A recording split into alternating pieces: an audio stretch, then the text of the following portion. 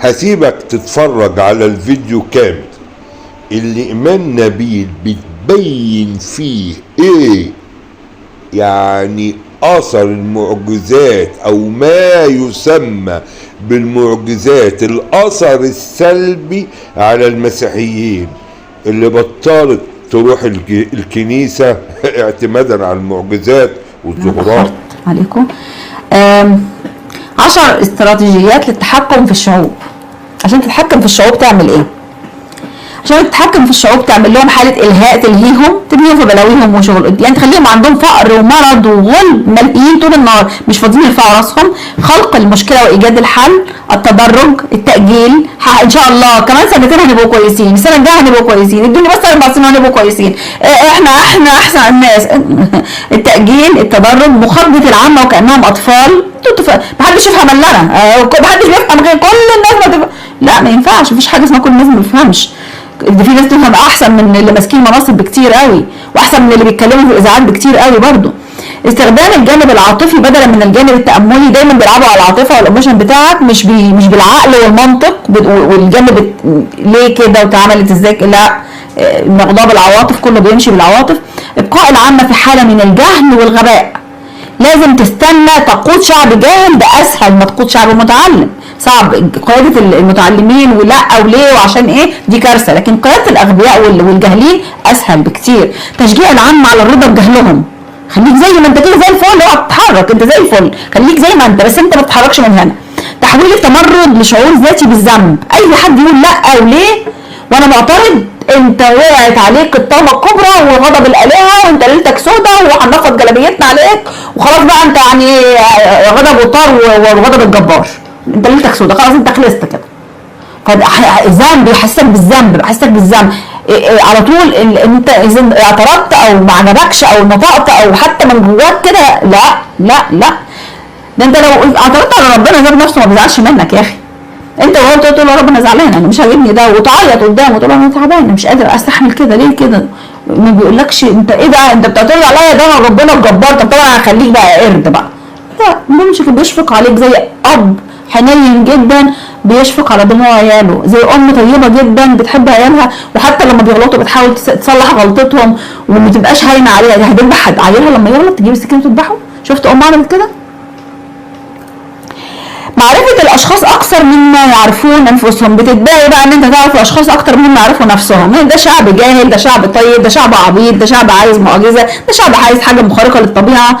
هقول لكم قصه سريعه كده اوريكم ايه البلاوي اللي بتحصل في الدنيا كلها. في فرنسا، في بلد اسمها تشوينفول الواقعه في اقليم موزيل الفرنسي، بيقول اعلن احد السكان للصحافه عن اكتشاف مفاجئ وهو ظهور وجه على جدار يشبه وجه المسيح. فجاه كده احد السكان، واحد من الناس اللي ساكنين، قال للصحافه الحقوا انا لقيت وش يسوع على الحيطه. بيقيم هذا الشخص في شقه سكنيه في وسط بلده تيوفل في فرنسا منذ 6 أعوام، في مكان ينحني على النافذه المطله على الفناء الخلفي لبناياته. اصيب بالذهول اذ بدا له وكانه ميز شكل وجه على جدار موقف السيارات عنده. أراه لزوجته التي أعياها المرض فأجهشت بالبكاء من شدة التأثير. قالت له بس يبقى هو ظهر عشاني بقى. على الجدار ظهر رأس محاط بشعر طويل يذكر بصورة المسيح. بعد شوية الخبر في البلد أخبر الزوار بقى كلهم راحوا عند الحيطة يزوروها للتأمل بهذا الوجه. فقالت إحدى سكان الحي أنه هو يسوع. أيوه هو، هذا يؤثر بي كثيرا، أنا مؤمنة جدا. بالمقابل أبدى خادم رعية المكان اللي هناك ده الأب ستيفن قال حذر قائلا منذ تلك الحادثة، من يوم ما ظهر الوش ده على الحيطة، لم أرى كثيرين في الكنيسة إذ كان وجه مثل هذا، بيقولوا إذا كان وجه مثل هذا قادر أن يطرح الأسئلة فما من مانع. ماشي الناس نقول ليه وعشان ايه وطلع ليه، ماشي، ولكن في النهاية هذه صدفة سعيدة والطبيعة تفعل أمور كثيرة زي البيضة اللي عليها كلمة الله كده مثلا. نعم، لا تتبعوا يا إخوتي الظواهر التي لا توافق عليها الكنيسة، ويسوع موجود دائما. أهم حاجة في الخبر ده بيقول إيه؟ إن الناس بطلت تروح الكنيسة وبقوا يروحوا يعملوا المزار بتاعهم بقى الحيطة دي. بصوا بقى على الصورة أهي، الصورة اللي على الحيطة أهي، شايفينها؟ هي دي الصورة اللي ظهرت على الحيطة خلاص بقى ثبتت. ادي العينين اهي، باين قوي عين اهي وعين اهي، ادي المناخير، ادي الشنب، الدقن معرفش بيضه ولا لونها ايه، ما علينا، الشعر اهو. المهم بالك هو ده بقى المسيح، ومراته اللي كانت عيانه اجهشت بالبكاء طبعا بتتعلق على اشياء، والناس بقى عملوا الحيطه دي مزار وبطلوا يروحوا الكنيسه، وبقى هو ده المزار بتاعهم. ينفع الكلام ده؟ ينفع؟ مش هنعتمد ده المسيح. لو قاريين الكتاب يعرفوا ان المسيح قال لو قالوا لكم ظهر، مش قالوا لكم صوره على حيطه وشكلها يا دوبك بهتان ومش باين منها حاجه. لو في صور برضو في فيديوهات مصورين المسيح السحابه بتعمل منظر يسوع او بتعمل منظر العذراء ويعملوا عليها افلام ويوتيوبات، ولا تبصوا للحاجات دي ولا تنزلوك ولا تشوفوها حتى، لان دي كلام فارغ. اللي يعني الشيطان يقدر يعمل نفسه شبه ملاك النور، ويقدر يعمل رسومات زي كده وظهورات زي كده، ويقدر يعمل حاجات كتير قوي ليضل ولو امكن المختارين ايضا. وعشان لما يجي ضد المسيح زي ما قلت لكم يبقى بيجهز الناس لقبول الصور والتماثيل والبكا والصور اللي بتتحرك والحاجات اللي بتنزل زيت والحاجات اللي بتظهر، بيجهز للعده الجايه، في مصيبه جايه وهو بيرمي التجهيزات بتاعتها. هنصحى ولا هنقبل؟ انتوا حرين.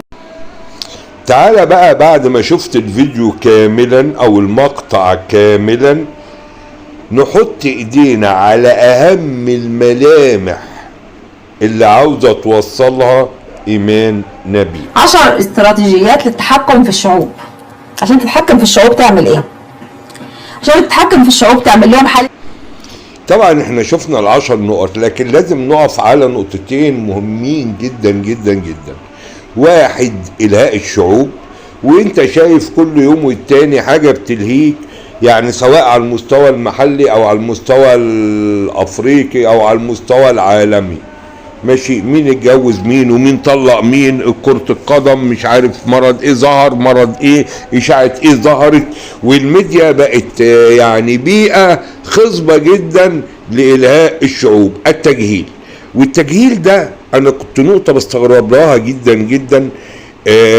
ازاي تقدر تحصل حاجة اسمها تجهيل الشعوب في ظل ان المادة العلمية بقت متوفرة بشكل منقطع النظير.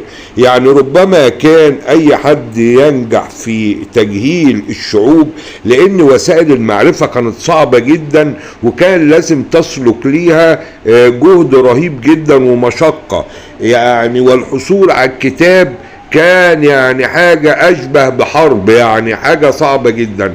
يعني حتى يعني عقود قليلة قبل بقى النت والكلام ده، كان احنا كنا بنستنى معرض الكتاب من السنة للسنة وتنزل وما تعرفش، يعني ربما تجيب كتاب او اتنين مش هما اللي انت عاوزهم، تتخم في الاسم او في مقدمة الكتاب.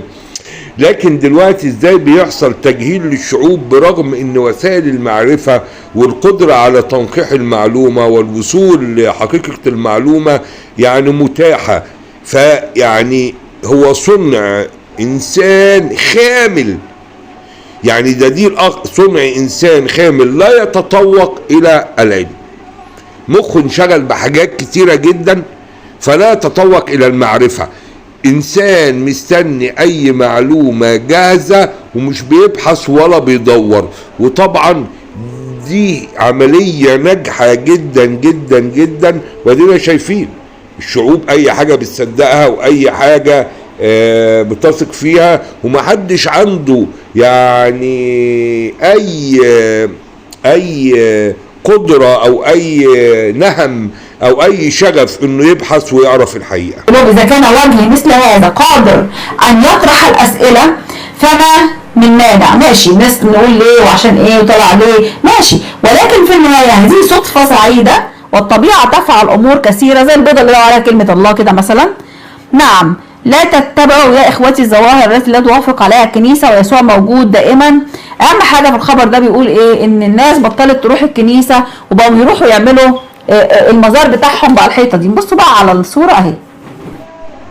طبعا انا بقطع حتة كبيرة من الفيديو لان انت لسه سامعه يعني، بس انا بجيب الموقف نفسه. ايه اللي حصل؟ ايه اللي حصل لما الست شافت الوش اللي عدله يكون ناتج اي ظاهرة بتحصل، لكن انت فسرته كده، انت اللي عاوز تفسره كده، انت اللي دماغك فسرته كده. ايه الناتج؟ الناس بطلت تروح الكنيسة. امال بتروح فين؟ بتروح الحيطة. انت فاهم؟ انت فاهم؟ هذه هي الخطورة اللي احنا بننبه عليها. الاعتماد على ما يدعى معجزات او ظهورات او حوارات او نورات او ايا كان شيء، انت بتنهي الايمان، بتنهي الايمان وتتعلق باشياء لا ما فيهاش ثقه ويقال فيها الكثير. وهنا في نقطة اخطر ما يكون، عاوزك بس تركز معايا فيها. لما يجي حد يقول لك اصل الرسول ما عملش معجزات، فانت بتتضايق وبتروح رادد عليه بمعجزات، والرسول له معجزات مثبته، لكن انت غلطان. قل له المعجزه في التشريع، اقامه تشريع الهي كامل لا يضارعه تشريع يضمن للانسان انه يعيش انسان على مستوى الاجتماع، الاقتصاد، المواريث، يعني الفنون، كله علاقة الرجل بزوجته، علاقته بأولاده. هذا النهج هو إعجاز إلهي ليك، إعجاز ليك، ولا يستطيع أحد أن يصوغ مثل هذا المنهج، بدليل أن كل المناهج البشرية والقوانين البشرية اللي بيخترعها البشر على مدى طول ما البشر موجود فشلت، وما بتصنعش الا مجتمع طبقي وفيه بلاوي سودة. هو ده الاعجاز، مش تقول لي معجزة، مش تقول لي ظهورات. المنهج التشريع نفسه هو ده اللي يدل على الاعجاز. الصورة اللي على الحيطة اهي، شايفينها؟ هي دي الصورة اللي ظهرت على الحيطة خلاص بقى ثبتت. ادي العينين اهي، باين قوي عين اهي وعين اهي، ادي المناخير، ادي الشنب، الدقن معرفش بيضة ولا لونها ايه، ما علينا، الشعر اهو. المهم بالك هو ده بقى المسيح، ومراته اللي كانت عيانه اجهشت بالبكاء طبعا بتتعلق على اشياء، والناس بقى عملوا الحيطه دي مزار وبطلوا يروحوا الكنيسه، بقى هو ده المزار بتاعهم. ينفع الكلام ده؟ ينفع؟ مش هنعتمد ده المسيح. لو قاريين الكتاب يعرفوا ان المسيح قال لو قالوا لكم ظهر، مش قالوا لكم صوره على حيطه وشكلها يا دوبك بهتان ومش باين منها حاجه. لو في صور برضو، في فيديوهات مصورين المسيح السحابه بتعمل منظر يسوع.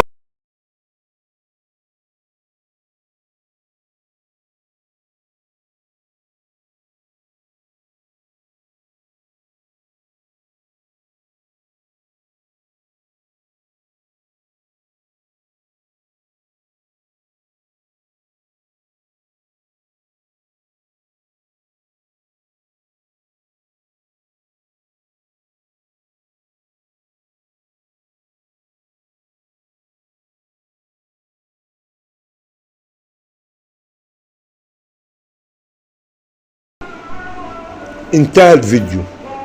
لكن الفكرة كلها أن الاعتماد في تثبيت الإيمان على الظهورات والمعجزات هذا هو خلل في الإيمان، خلل في الإيمان، وانت كده بتقضي على الإيمان، بل انت بتمهد لظهور الدجال، أو زي ما قالت ضد المسيح، مش عاوز أقف عند مصطلحات وأسماء، انت أحد معاول هدم الإيمان.